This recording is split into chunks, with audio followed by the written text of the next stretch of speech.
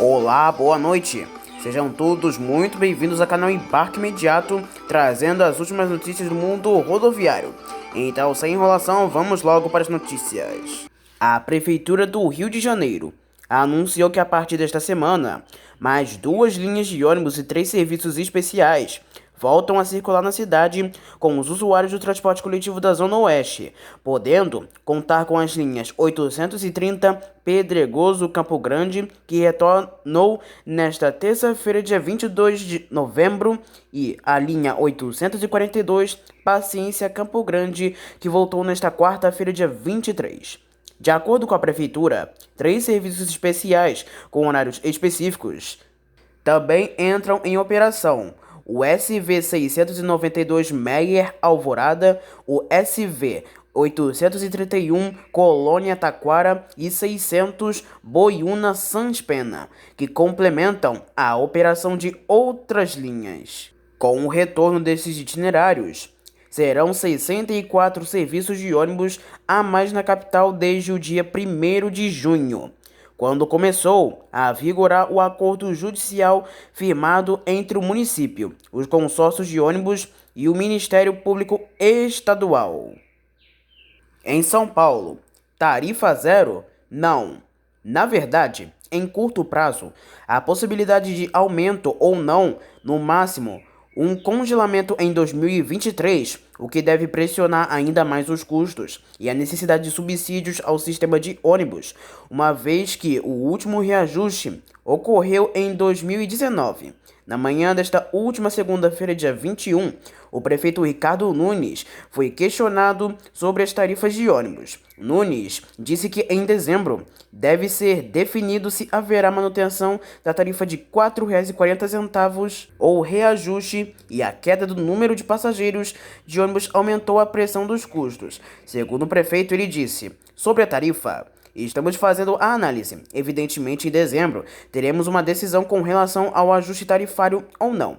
Isso depende de uma série de fatores. Só lembrando que a gente tem 80% do número de usuários de ônibus que era anterior à pandemia na rede de ônibus. O metrô também tem um número menor de passageiros. Tendo um número menor de passageiros, há uma receita menor. O prefeito disse ainda que precisa conversar com a equipe do governo Tarcísio de Freitas, que assume em janeiro de 2023, porque o sistema de ônibus é integrado com os serviços de trilho, metrô, CPTM, Via Mobilidade e Via 4. Nunes negou que falou sobre tarifa zero. Olha, eu não falei de tarifa zero. Vou deixar claro assim. Eu pedi um estudo da SP Trans e alguém vazou a informação, mas não tinha problema, porque não é nenhum sigilo. Eu pedi este estudo. A SP Trans está fazendo um estudo. Ficou de entregar em 60 dias. Contratou uma grande consultoria para análise do ponto de vista financeiro e jurídico. Agora é aguardar o resultado. Se for possível, a gente implanta. Se não for possível, vou mostrar os dados para vocês do resultado dos estudos. Acho que está prematuro em relação a este tema, completou o prefeito. O que a SP Trans tem mostrado são perspectivas de aumento dos custos do sistema de ônibus e necessidade de aumento dos subsídios. No dia 16 de novembro de 2022, em audiência pública sobre o orçamento de 2023 na Câmara Municipal, o diretor de infraestrutura da SP Trans, Anderson Cleiton Maia, disse que a autarquia que gerencia os transportes na cidade estima que os custos de operação do sistema de ônibus no ano que vem serão de 12 bilhões de reais, bem maiores que os aproximados 9 bilhões de reais deste ano. Além disso, os subsídios ao sistema de ônibus projetados para 2023 vão ser de 7,4 bilhões de reais e neste ano serão inferiores a 5 bilhões, um salto de cerca de 60%. Ativas na Black Friday, tradicional data em que as empresas promovem vendas de produtos com descontos. A Aviação Garcia e a Brasil Sul repetem neste ano de 2022 a ação que realizou em 2021 com descontos progressivos de 30% a 90% nos preços das passagens. O grupo GBS avisa que somente serão válidos os cupons para passagens adquiridas pelo aplicativo das empresas. Assim, a sugestão é baixar o app Viação Garcia e Brasil Sul, disponível na App Store e Google Play. O início da promoção começou nesta quarta-feira, dia 23, com redução de 50% no valor das passagens. No dia 24, ou seja, hoje, os descontos sobem para 60%, para chegar na cesta dos preços baixos, com ofertas que chegarão a 90%. O grupo GBS informa que os cupons têm número limitado. A divulgação da campanha estará disponível nos sites viaçãogarcia.com.br e brasilsul.com.br e redes sociais das empresas cujos perfis são estes: facebook.com/viaçãogarcia, facebook.com/viagembrasilsul, instagram.com/viaçãogarcia e instagram.com/brasilsuloficial. Para não perder o início da promoção, é só acompanhar desde os canais da internet. As passagens adquiridas na Black Friday poderão ser utilizadas para viagens até o dia 10 de dezembro. Mas não é só a Garcia que oferece descontos na Black Friday. A Bruser também está entrando nessa. De olho na alta temporada do turismo nacional, a startup Buser está no ar com sua maior campanha de varejo do ano, a Black Friday, com preços inéditos para mais de 700 destinos, válida para viagens reservadas até a próxima sexta-feira, dia 25. Há opções saindo e chegando de cidades como São Paulo, Recife, Angra dos Reis no Rio de Janeiro, Balneário Camboriú e Santa Catarina e Belo Horizonte, com preços a partir de R$ 9,90. Quem acessar o site ou aplicativo da startup até quinta-feira encontrará trechos com até 80% de desconto. Já na madrugada da sexta, dia 25, os descontos chegarão até 90%. As viagens em promoção podem ser conferidas em www.buser.com.br. A expectativa da marca é impulsionar em até 80% as reservas na plataforma durante o mês de novembro, quando comparadas às da campanha de Black Friday do ano passado. Em um cenário de alta das passagens aéreas e instabilidade do preço da gasolina, vemos que o ônibus tem ganhado a preferência de quem viaja pelo Brasil. Por isso, estamos trazendo uma proposta de ofertas diárias, com preços acessíveis e inéditos, para destinos em todas as regiões. Esse é o momento ideal do viajante se planejar para as férias e para o verão. Queremos ajudá-lo a realizar seu desejo de compra, de forma que o cliente, de uma maneira mais prática e sem burocracias, ressalta Flávia Oliveira, diretora de marketing da Buser. Hoje também tem notícias da Itapemirim aqui no canal. A Suzano, transportadora turística Suzano, entrou na justiça para que a NTT emita em até 48 horas após a licença operacional e assim a empresa de Santo André, em São Paulo, no ABC Paulista, seja autorizada a começar a operar as linhas das falidas Viação Itapemirim e Viação Caiçara. A companhia, que guarda boa parte dos ônibus rodoviários numa garagem no centro de Santo André, ainda pede multa de R$100 mil à Agência Federal. O pedido foi protocolado nesta segunda, dia 21 de novembro. Para isso, a empresa de ônibus do ABC Paulista pede que ordem seja direcionada ao procurador Eduardo de Almeida Ferrari, da Procuradoria Federal sediada em São Paulo, responsável pela ANTT, uma vez que a agência alega que a operação não pode ser iniciada, enquanto não recebeu o parecer desta Procuradoria, pois só assim seria possível viabilizar a licença operacional para que a Suzano passe a operar todas as linhas da Itapemirim. Como já falamos aqui no canal, na decisão pela falência do grupo Itapemirim, em 21 de setembro de 2022, o juiz João de Oliveira Rodrigues Filho, do Tribunal de Justiça de São Paulo, autorizou o arrendamento de linhas e estruturas operacionais da Itapemirim e da Caiçara para a Suzano, empresa que atuou no ramo de fretamento e opera ônibus urbanos em 4 cidades do ABC Paulista: Santo André, Diadema, Mauá e Ribeirão Pires, e no município de São Carlos, no interior do estado de São Paulo. A ANTT, a Associação de Credores, Viação Garcia e o próprio grupo Itapemirim entraram com recursos contra o arrendamento das linhas que eram operadas pela Itapemirim e Caiçara a Suzantur. Até o momento, está valendo a decisão que mantém o arrendamento. No caso do recurso da ANTT, falta ainda a manifestação do Ministério Público. A administradora judicial da falência, a STM Partners, se manifestou favoravelmente a Suzantur. Segundo a empresa do ABC Paulista, a NTT não está cumprindo uma decisão judicial e já foram feitos investimentos, como o pagamento de R$ 400 mil pelo arrendamento e compra e recuperação de ônibus, além de formação de equipe operacional. A empresa diz que tem o TAR até 2025 e que 51 motoristas e 20 veículos já estão cadastrados junto à ANTT. Veja a argumentação da Suzantur.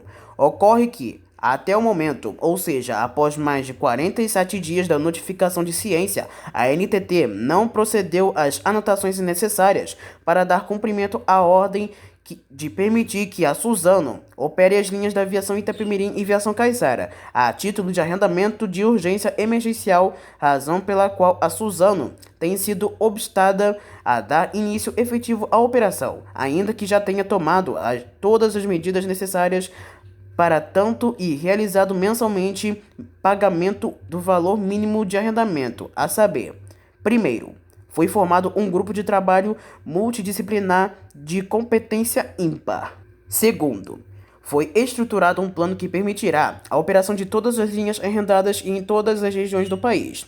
Em terceiro, foram adquiridos veículos modernos para o início da operação. Quarto, a Suzano já recebeu e está reformando diversos ônibus que estavam espalhados por todo o território nacional, a grande maioria em situação precária e de sucata, o que revela que não havia nenhuma intenção em preservá-los, muito menos de preservar a operação pelos antigos gestores. Quinto, a Suzano já fez o pagamento de R$ 400 mil, referente aos pagamentos mensais do mínimo ajustado no contrato de arrendamento, mediante depósitos em conta vinculada a esse juízo final. Sexto, a Suzano já abriu o processo seletivo e iniciou a contratação de funcionários para a operação, privilegiando aqueles que eram trabalhadores das falidas. Em sétimo, a Suzano tem TAR válido até 20 de outubro de 2025. Em oitavo, o contrato de arrendamento já foi protocolado junto à NTT, bem como ficou demonstrado que a Suzano preenche, sim, todos os requisitos necessários para efetivo cumprimento do contrato de arrendamento à realização da operação, sendo que as questões indevidamente trazidas pela Advocacia Geral da União já foram endereçadas administrativamente e lá devem ser resolvidas, cabendo à NTT cumprir as decisões protocoladas por esse juízo universal. Em nono, a Suzano já está com 51 motoristas e 20 veículos cadastrados junto à NTT. E em décimo, a Suzano está tomando posse de guichês, pontos de vendas, áreas de cargas e sala VIP da massa falida junto a alguns terminais rodoviários do país. Muito embora esteja encontrando resistências injustificadas por parte de algumas administradoras destes terminais.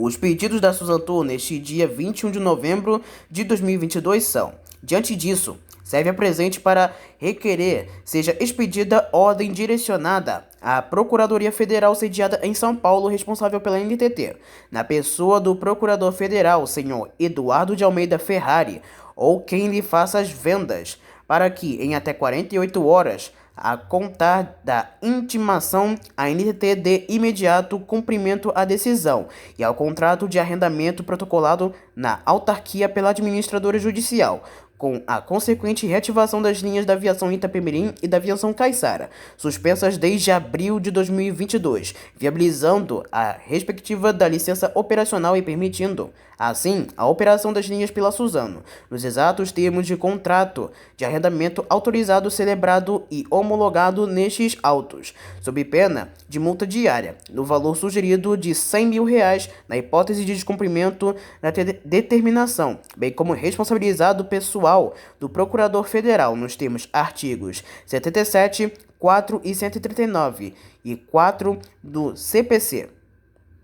Requerer-se, por fim, que a referida decisão judicial sirva de ofício para que seja protocolada e encaminhada diretamente pelos representantes da Suzano ao Procurador Federal, em atenção ao princípio da efetividade dos atos do Poder Judiciário. A Justiça ainda vai decidir. A Itapemirim Transportes Aéreos tem prazo de 10 dias úteis, a contar de hoje, para apresentar recursos em processo administrativo que determinou o descredenciamento da empresa do SICAF pelo prazo de 2 anos e, ao mesmo tempo, a proibição de licitar e contratar com a Infraero. O aviso de penalidade, ao qual agora a ITA tem prazo de recurso, foi publicado em 12 de setembro de 2022. A intimação foi publicada pela Infraero, empresa brasileira de infraestrutura aeroportuária, do Diário Oficial da União desta segunda-feira, dia 21 de novembro, em razão de o destinatário encontrar-se em lugar incerto e não sabido. O SICAF, Sistema de Cadastramento Unificado de Fornecedores, é o que permite que fornecedores de todo o Brasil e de fora do país possam ter acesso a compras realizadas pelos órgãos públicos. Para participar em licitações públicas, é necessário o cadastro do Sistema Federal. Em 5 de maio deste ano, a ITA teve sua prerrogativa para exploração de serviço aéreo definitivamente interrompida e seu certificado de operador aéreo cassado. A ITA interpôs recurso solicitando a restituição do certificado, mas o diretor da ANAC, Luiz Ricardo Nascimento, posicionou-se contrário à solicitação em reunião colegiada da agência realizada em 14 de junho. A ANAC cancelou definitivamente certificado que permitia que a ITA voar. Em seu voto na reunião de julho, o diretor Luiz Ricardo Nascimento destacou que a ANAC solicitou informações da ITA por diversas oportunidades, sem obter elementos suficientes para demonstrar a capacidade operacional da Itapemirim enquanto empresa aérea, e que decisão da área técnica buscou preservação do interesse público, incluindo a proteção dos usuários do transporte aéreo e a absoluta manutenção da concorrência entre empresas rígidas. Passando agora, notícias em manchete. Um grave acidente envolvendo 2 caminhões e um ônibus rodoviário, modelo Paradiso G7200, na altura do quilômetro 38 da rodovia estadual ERS 122, entre o município de Bom Princípio e São Vedelino, deixou ao menos um ferido. A colisão entre os 3 veículos ocorreu no início da tarde desta segunda-feira, dia 21, e acabou bloqueando a rodovia nos 2 sentidos temporariamente, já que um dos caminhões ficou atravessado na rodovia e o outro tombou. O Corpo de Bombeiros Voluntários de Bom Princípio informa que apenas uma pessoa apresentou ferimentos leves, porém não repassou detalhes. Agentes da Polícia Militar Rodoviária do Rio Grande do Sul também atenderam a ocorrência e informaram que a rodovia foi liberada por volta das 2 horas e 25 minutos da tarde. As causas da colisão devem ser investigadas em breve. Em Minas, um grave acidente envolvendo um veículo de passeio e um ônibus rodoviário modelo Paradiso Neo G7DD da aviação Águia Branca deixou um morto no fim da noite deste último sábado, dia 9. O acidente teria ocorrido por volta das 23 horas e 30 minutos da noite, no trecho entre os municípios de Santa Bárbara do Leste e Santa Rita de Minas. O condutor do veículo morreu no local. A agente da Polícia Rodoviária Federal e da Polícia Civil de Minas foram acionados para o local. O motorista do ônibus apresentou ferimentos no rosto devido aos estilhaços de vidro, sendo encaminhado para o Hospital Nossa Senhora Auxiliadora. A linha em que o coletivo fazia não foi informada, assim como o número de passageiros que estavam a bordo. Não houve feridos a bordo do ônibus, como informa a Polícia Rodoviária Federal. O corpo da vítima fatal foi encaminhado para IML de Caratinga. A dinâmica do acidente não foi informada. As causas serão investigadas. Em Rondônia, um grupo de vândalos que passaram a interditar a BR-424 na altura do município de Nova Mamoré, no interior do estado de Rondônia, acabou atacando um carro e um ônibus na manhã deste domingo, dia 20. A ação de vandalismo assustou os passageiros do carro e do ônibus. Alguns homens pararam um coletivo que seguia viagem para Porto Velho, jogando óleo diesel em um dos pneus do coletivo. Já no veículo de passeio, o grupo jogou uma pedra no vidro traseiro e quase acertou crianças e adultos que estavam no carro. Logo após o ato de vandalismo, o grupo se evadiu do local. A Polícia Militar de Rondônia e a Polícia Rodoviária Federal foram acionados para o local, porém, até o momento, não há informações sobre prisões dos vândalos. Os passageiros do ônibus precisaram aguardar a liberação do trecho pelas autoridades policiais. Em São Paulo, no fim da manhã desta terça-feira, dia 22 de novembro, por volta das 11 horas e 15 minutos da manhã, um ônibus da linha 958P, Jardim Nardini, Vila Olímpia, foi incendiado por um grupo de pessoas na Rua Viçosa 152 em São Domingos. A SP Trans disse que os indivíduos que atearam fogo ao veículo de prefixo 10658 não foram identificados e que, por conta da ocorrência, o ponto final da linha 958P/10 foi transferido para a Avenida Inácia de Toledo 379 e a linha 8677/10, Jardim Líbano, Largo do Paissandu, foi desviada. No Paraná, um ônibus articulado modelo Neobus Mega BRT da Autoaviação Santo Antônio foi incendiado por um grupo de vândalos no início da tarde desta segunda-feira, na região de Vila Torres, no Prado Velho, em Curitiba.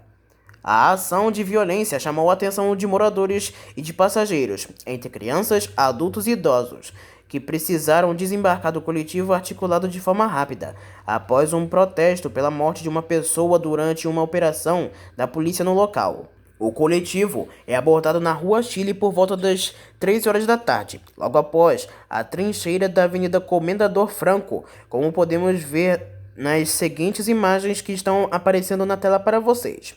De acordo com a Band News FM Curitiba, a pessoa morreu durante um confronto com os policiais do Batalhão de Polícia de Rondas Ostensivas de Natureza Especial, durante o cumprimento de 7 mandados de busca e apreensão e uma operação contra o tráfico de entorpecentes, após a morte de várias pessoas na região. A troca de tiros ocorreu no cruzamento das ruas Dorival Almir Zanoguel e Josefina Zanier. Em represália, um ônibus do transporte coletivo foi parado e incendiado no cruzamento das ruas Manuel Martins de Abreu com Chile. Apesar do susto, não houve feridos entre os passageiros do coletivo. Uma pistola foi apreendida. Porções de entorpecentes também teriam sido encontrados pelos policiais. A operação é contra pessoas investigadas por tráfico de entorpecentes e homicídios na região. O Sindicato das Empresas de Ônibus de Curitiba informou por meio de nota que repudia o incêndio e classificou como criminoso o ato da linha Cabral Portão, da empresa Autoaviação Santo Antônio.